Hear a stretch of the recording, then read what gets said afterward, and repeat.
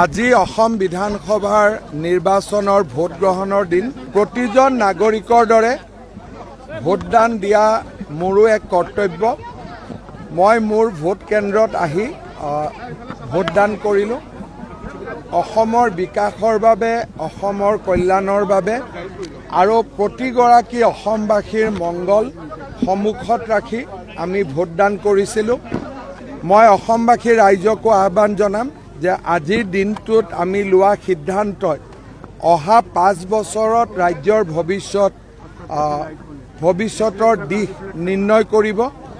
ৰাজ্যখনৰ বাবে, অসমৰ বাবে আৰু অসমৰ সৰ্বাংগীন কল্যাণৰ বাবে সকলোকে ভোট দিবলৈ মই আহ্বান জনাম। ভোট গ্ৰহণ কেন্দ্ৰ হওক বা আন স্থানত হওক, ৰাইজে যোৱা 4 মাহ ধৰি অজস্ৰ মৰম দিছে, আশীৰ্বাদ দিছে।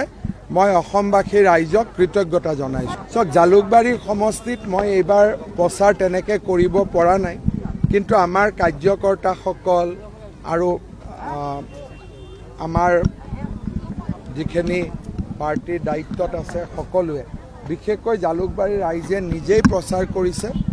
আৰু মই ভাবোঁ যে নিৰ্বাচনৰ সময়ত যদিও মই বেছিকৈ আহিব পৰা নাই, নিৰ্বাচনৰ পিছত সমষ্টিটোৰ কল্যাণৰ বাবে আমি নিৰন্তৰ কাম কৰিব পাৰিম।